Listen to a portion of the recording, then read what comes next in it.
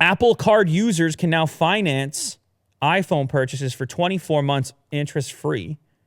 The way people used to buy smartphones through carriers would often allow them to pay off their phone later or in a distributed fashion over the course of a contract. A lot of people not buying their phones that way anymore, and many carriers not even enabling it or supporting it in the same way they used to with those really aggressive subsidies. Mm-hmm. And Tim, in previous earnings calls, has referenced that status as potentially a detriment to their overall numbers, revenue, sales, volume, and so forth. And so one of the covert operations potentially of this Apple Card is this baked-in financing to make the sting of a new iPhone a little more dull. 24 months. That seems like a long time to pay off $500, $600, $700, $1,000. Well, 2 years, pay $1,000. Mm-hmm. What are you paying per month? What is it a month? You're the math guy, remember? Yeah, you lost the role of data. I don't want to say anything ridiculous because you lost the role of data now. Yeah. So we need Kirk to do it. He's busting open his calculator. 24 months divided by 1,000. No, because you're probably going to get the pro version. That'll be a lot more. Aren't you? $1,300. Yeah, it's like $50 a month for the top of the line. You don't like it? Will doesn't like it. No, I just remember a statement from Tim Cook in one of his presentations saying, like, you can own an iPhone for $2 a day. There you go. And in many ways, that doesn't sound too bad. Right? It's weird. It makes you feel good. Like, oh, you just reconfigure it.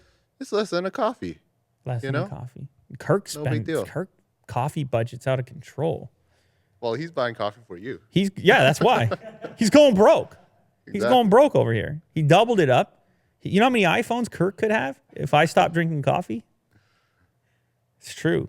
Now, many are speculating that this is the first step towards an Apple Prime subscription, similar to Amazon Prime, in which you will have this constant upgrade cycle happening with your phone. You'll give in your other one. Get some certain privileged status in relationship to these types of upgrades. Now, this financing is not the end of the promotion when it comes to using the Apple Card to buy the iPhone. You also get the 3% cash back. So Apple, they want it all. They want you hooked up on every level. Finance, Prime. You know they're launching their news or their Apple TV Plus. They had the News Plus. They got the music. Apple Arcade. They got the arcade. Why don't you just do Apple Prime? You get the new phone all the time. You get all the services. The bundles. Just give us $1 million a year. You'll be all set. Makes sense. And perfect. Many phones as you want. No, but it's a real thing they're experimenting with, and I think they're going to continue down that path because I think in this case, Tim is right. That's a major barrier for a lot of buyers seeing that $1,000 plus price tag, and you just shift that focus a little bit, and all of a sudden, people start thinking, I can pay for that. $2 a day. Come on. I got $2 a day. So anyhow, new way to buy an iPhone.